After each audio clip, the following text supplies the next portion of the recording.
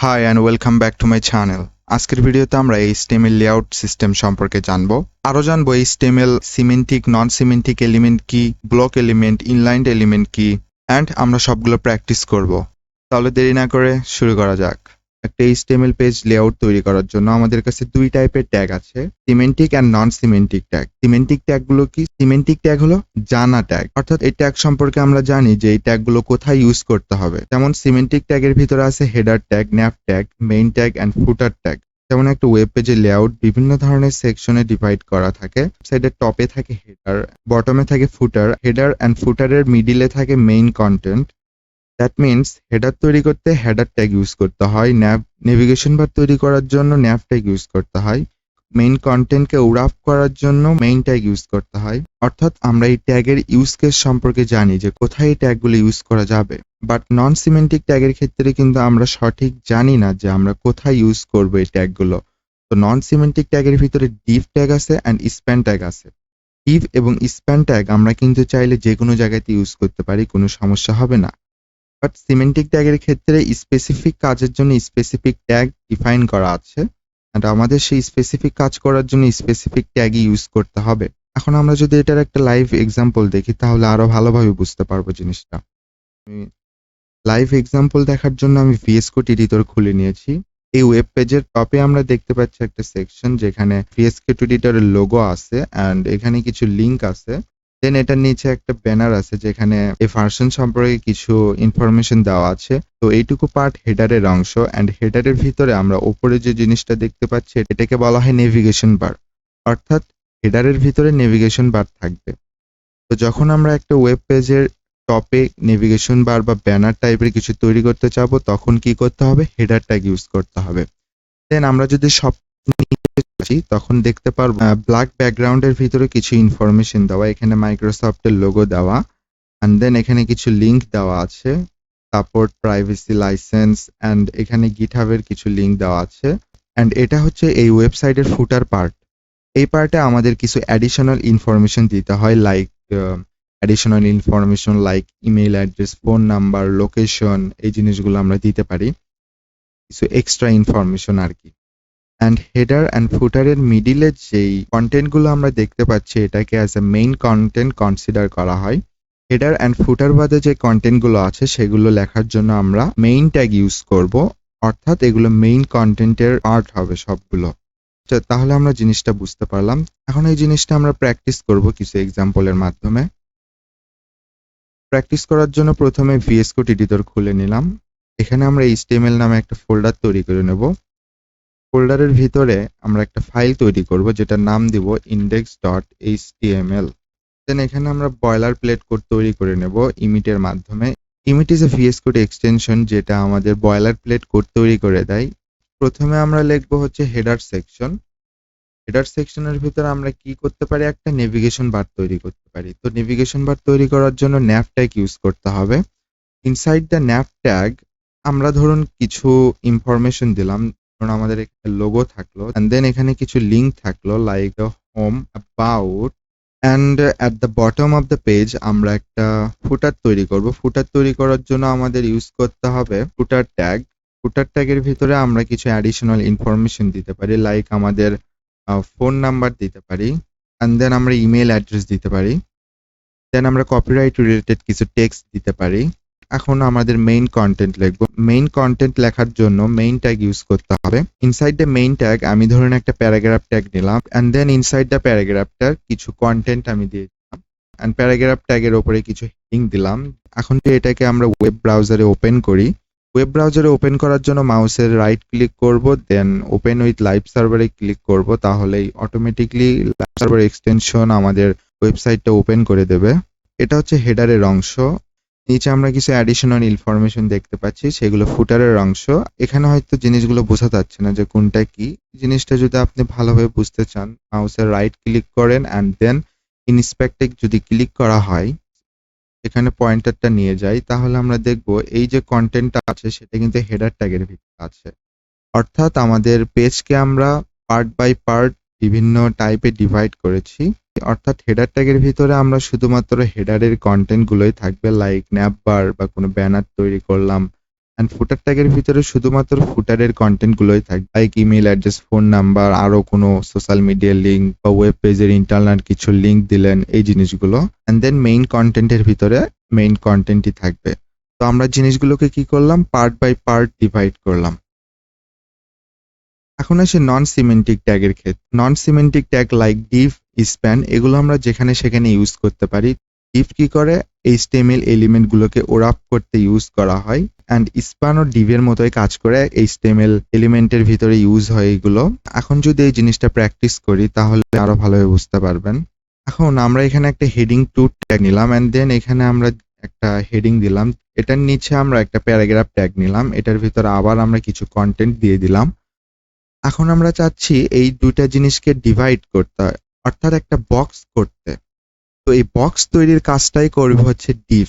এখন এই দুইটা কন্টেন্টকে যদি অ্যাজ আ সিঙ্গেল কন্টেন্ট আমি ডিফাইন করতে চাই, অর্থাৎ একটা বক্সের ভিতরে ওরাপ করতে চাই, বক্স তৈরি করার কাজ, কন্টেন্টকে ওরাপ করার কাজ করবে হচ্ছে ডিভ ট্যাগ।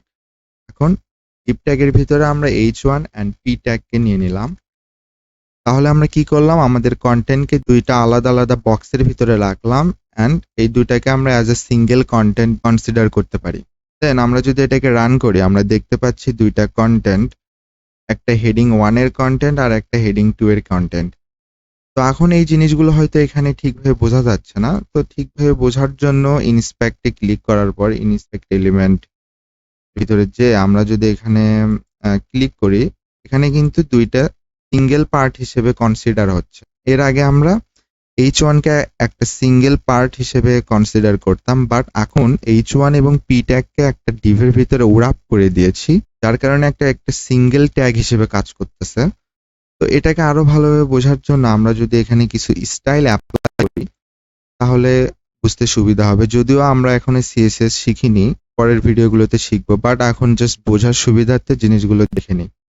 এখানে যদি আমি ব্যাকগ্রাউন্ড কালার দেই তাহলে কিন্তু এই পুরো জায়গাতেই কিন্তু ব্যাকগ্রাউন্ড কালারটা অ্যাপ্লাই হলো, বিকজ আমি ডিভ ইউজ করেছি এই জিনিসটাকে বক্স করার জন্য।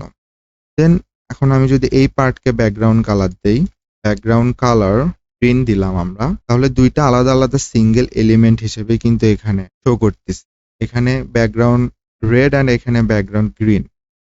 এখন আমরা যদি আরেকটা কাজ করতে চাই, এখন এই দুইটা বক্স মিলে যদি আমরা আরেকটা ব্যাকগ্রাউন্ড কালার দিতে চাই তাহলে আমরা এটা কিভাবে করতে পারবো? এটা করার জন্য আমাদের তাহলে কি করতে হবে, এই দুটো সিঙ্গেল এলিমেন্ট মিলে আমাদের আরেকটা সিঙ্গেল এলিমেন্ট তৈরি করতে হবে, অর্থাৎ এই দুটাকে একটা বক্সের ভিতরে রাখতে হবে, র্যাপ করতে হবে ডিভের মাধ্যমে।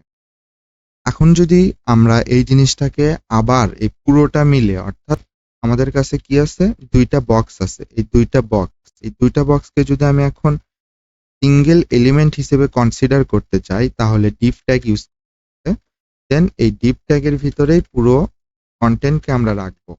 এখন আমরা এখানে যাই, এটা কিন্তু একটা সিঙ্গেল এলিমেন্ট হিসেবে কাজ করতেছে, and inside this Depp tag দুইটা আরো সিঙ্গেল এলিমেন্ট আছে। এভাবে আসলে এইচটিএমএল ট্যাগের লেআউট সিস্টেমগুলো কাজ করে।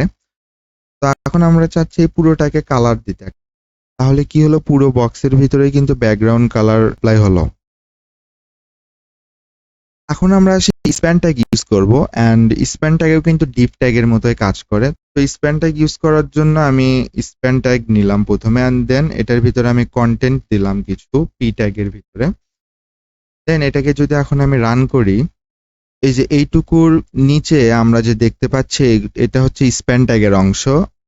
এটাকে যদি ইন্সপেক্ট এলিমেন্ট করি, এই যে দেখুন এটা কিন্তু span tag as a single HTML element হিসেবে কাজ করতেছে, and then inside the span tag আমরা দেখতে পাচ্ছি একটা পি ট্যাগ এবং তার ভিতরে কিছু কন্টেন্ট আছে।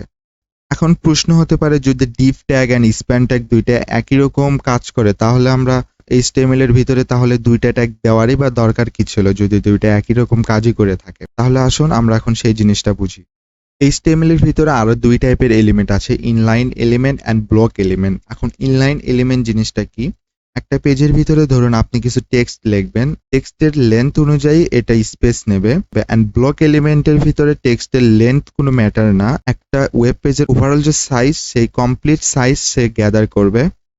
যেমন এখানে আমরা দেখতে পাচ্ছি দিস ইজ আ প্যারাগ্রাফ, তো এটার লেন্থ কিন্তু এখান থেকে এই পর্যন্ত, তো এখানে কিন্তু এইটুকু জায়গা সে নেয়নি, সে পুরো জায়গাটাই নিছে। বাট ইনলাইন এলিমেন্টের ক্ষেত্রে কিন্তু জিনিসটা আলাদা। এখানে দেখুন ইনলাইন এলিমেন্টস টেক্সট লেখা আছে, এই টেক্সটের যে লেন্থ সেই লেন্থ অনুযায়ী সেই স্পেস নিছে।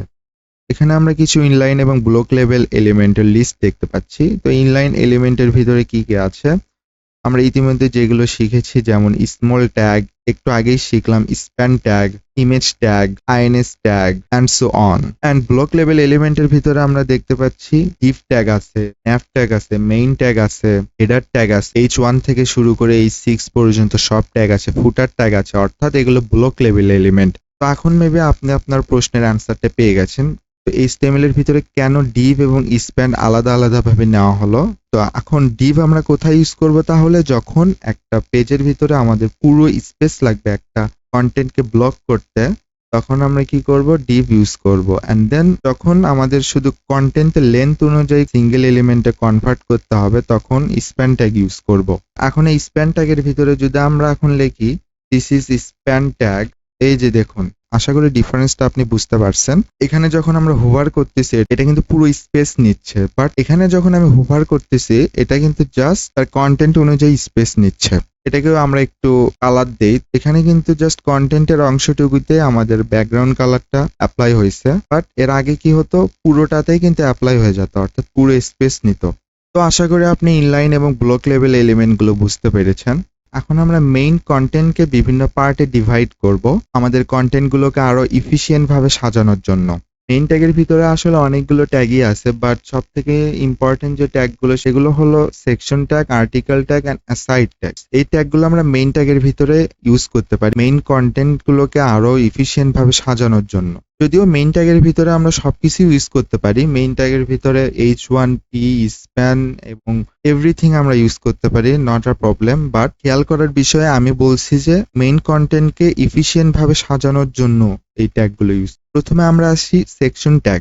এখানে আমরা মেইন কন্টেন্ট দেখতে পাচ্ছি, অ্যান্ড মেইন কন্টেন্টগুলোকে কিন্তু ডিফারেন্ট টাইপ অফ সেকশনে ডিভাইড করা। যেমন মেইন কন্টেন্টের ভিতরে উপরে আমরা এখানে যে পেজটা দেখতে পারতেছি, যে সেকশনটা দেখতে পারতেছি, এই সেকশনের নাম হিরো সেকশন। দেন এটার নিচে ভিজুয়াল স্টুডিও কোডের যে ফিচারগুলো আছে সেগুলো ডিসক্রাইব করেছে, এন্ড এটা ডিসক্রাইব করার জন্য একটা আলাদা সেকশন ক্রিয়েট করেছে, যেটাকে আমরা বলতে পারি ফিচার সেকশন। দেন এখানে আমরা একটা সেকশন দেখতে পাচ্ছি যেটা টেস্টিমোনিয়াল সেকশন, অর্থাৎ মেইন কন্টেন্টের ভিতরে টেস্টিমোনিয়াল লেখার জন্য আলাদা একটা সেকশন তৈরি করা হয়েছে। এন্ড এখানে আরো ডিফারেন্ট টাইপ অফ সেকশন দেখতে পাচ্ছি, তো এটা আমরা বুঝতে পারলাম সেকশন। দেন আমরা আসি আর্টিকেল ট্যাগ। আর্টিকেল দেখার জন্য আমরা যদি ব্লগ পেজের ভিতরে যাই, তো এটা ধরেন এটা আমাদের মেইন কন্টেন্টের ভিতরে এখানে কিছু হেডিং দেওয়া আছে, প্যারাগ্রাফ দেওয়া আছে। তো এই জিনিসগুলো আমরা ডিভের ভিতরে না নিয়ে আমরা কিন্তু চাইলে আমরা কিন্তু আর্টিকেল ট্যাগের ভিতরে নিতে পারি। তো একটা আর্টিকেল ট্যাগের ভিতরে পুরো জিনিসটাকে ওরাপ করার পরে আমরা H1 ট্যাগ নিয়ে হেডিং দিলাম বা প্যারাগ্রাফ ট্যাগ নিলাম, এন্ড দেন এটার ভিতরে ডিভ ইউজ করলাম আমাদের রিকোয়ারমেন্ট অনুসারে আমরা কিভাবে জিনিসটাকে রিপ্রেজেন্ট করতে চাচ্ছি আমাদের ওয়েব পেজে। তো আমরা section tag and article tag জিনিসটা বুঝলাম। দেন আমরা আসি অ্যাসাইড ট্যাগ। আমরা আমাদের ওয়েবসাইটে অনেক সময় বিভিন্ন অ্যাড রান করি বা অন্যান্য ওয়েবসাইটে আমরা বিভিন্ন অ্যাড দেখতে পাই। তো একটা ওয়েব পেজে আমরা যদি অ্যাড শো করতে চাই, তাহলে আমরা অ্যাসাইড ট্যাগের ভিতরে সেই অ্যাডকে আমরা দেব। অর্থাৎ অ্যাসাইড ট্যাগের ভিতরে যে কন্টেন্টগুলো থাকবে সেই কন্টেন্টগুলো কিন্তু মেইন কন্টেন্ট হিসেবে কনসিডার হবে না। এখন যদি আমরা এই জিনিসটাকে প্র্যাকটিস করি, তো প্র্যাকটিস করার জন্য আমরা চাইলাম যে এখান থেকে এই পর্যন্ত একটা সেকশন তৈরি করলাম, ধরেন এটা আমাদের অ্যাবাউট সেকশন। সেকশন ট্যাগের ভিতরে আমরা জিনিসটাকে নিতে পারি this is about section, and then এরকম ভাবে আমরা এই জিনিসটাকে আবার একটু কপি করলাম এই সেকশনকে। কপি করার পরে এটাকে যদি আমরা এখানে পেস্ট করি নিচে, এটাকে ধরুন আমরা সেকশনের নাম দিলাম দিস ইজ ফিচার সেকশন। তাহলে আমরা মেইন ট্যাগের ভিতরে মেইন কন্টেন্ট রাখলাম, এন্ড মেইন কন্টেন্টকে আমরা দুইটা পার্টে ডিভাইড করলাম। একটা পার্টে আমরা অ্যাবাউট সেকশনের জন্য আলাদা একটা সেকশন তৈরি করলাম, এন্ড দেন আমরা ফিচার সেকশনের জন্য আলাদা আরেকটা সেকশন তৈরি করলাম। তাহলে আমরা যদি জিনিসটা রাখি, এটা আমাদের হেডার সেকশন হয়ে গেল, এন্ড মেইন সেকশনের ভিতরে এটা অ্যাবাউট সেকশন এখান পর্যন্ত, দেন এখান থেকে এ পর্যন্ত হচ্ছে feature section. And at last আপনার মনে কিছু প্রশ্ন জাগতে পারে যে আমরা ডিপ ট্যাগ ইউজ করেও তো এই জিনিসগুলো করতে পারতাম। তো আমাদের সবসময় মনে রাখতে হবে যেই HTML ট্যাগগুলো যে স্পেসিফিক কাজের জন্য তৈরি করা হয়েছে সেই ট্যাগগুলো সেই কাজের জন্য আমরা ইউজ করব। সেকশন তৈরি করতে হলে সেকশন ট্যাগ, হেডার তৈরি করতে হলে হেডার ট্যাগ। এখন এই ট্যাগগুলো আমরা রাইট ভাবে যদি ইউজ না করি তাহলে কি কোনো প্রবলেম হবে? হ্যাঁ, অবশ্যই প্রবলেম হবে। প্রথমত আপনার কোডের রিডেবিলিটি কমে যাবে, কারণ সিমেন্টিক ট্যাগ ইউজ করার কিছু বেনিফিট আছে। প্রথমত আপনার কোডের রিডেবিলিটি, আপনার কোডগুলো পড়তে অ্যাজ আ ডেভেলপার অনেক সুবিধা হবে। And the second thing is search engine optimisation. Google যখন আপনার HTML এর কোডগুলো পড়বে তখন কোনটা হেডারের অংশ, কোনটা মেইন কন্টেন্ট, কোনটা ফুটারের অংশ, সেই জিনিসগুলোর উপর বেস করেই কিন্তু SEO হবে এবং আপনার পেজ র্যাঙ্ক করবে। আজকের ভিডিওতে আমরা যে জিনিস শিখলাম সেগুলো আমরা প্র্যাকটিস করব। তো আজকের ভিডিও এই পর্যন্তই। পরবর্তী ভিডিওতে দেখা হবে ইনশাআল্লাহ। ততক্ষণ পর্যন্ত ভালো থাকবেন, সুস্থ থাকবেন। Bye bye.